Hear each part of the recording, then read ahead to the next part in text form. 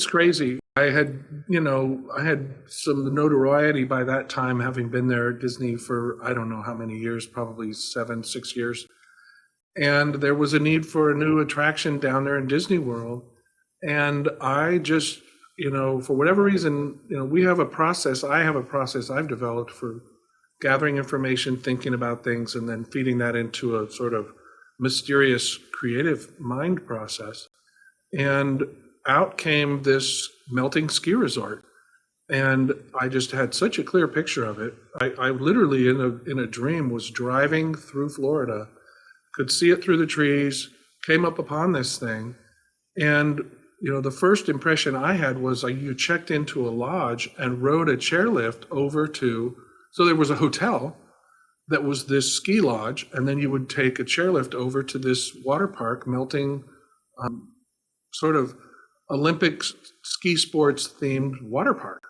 It's so creative. And it was $100 million back then, and it has $2 billion in sales. Is that to date? Yeah, it's crazy. It's a really fascinating story, at least, Kevin, from a business standpoint, because it's not marketed. It's never marketed. It's never been marketed. It just is full every day.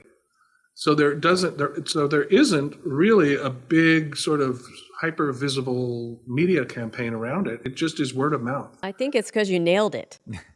Is what I you think did. It doesn't need extra marketing. Yes. It is when you go It to sells Disney itself. and you've been through every park and you've got the 2-week passes or whatever. It is your respite. It is your chance to go and rest and relax, let the kids play, and you get to sit by the pool and enjoy yourself.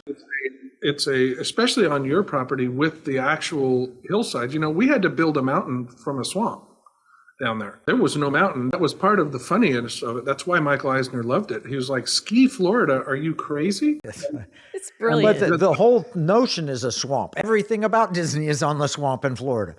It's true. And so there's real big boy engineering to dewater the site and then build a 100-foot high mountain.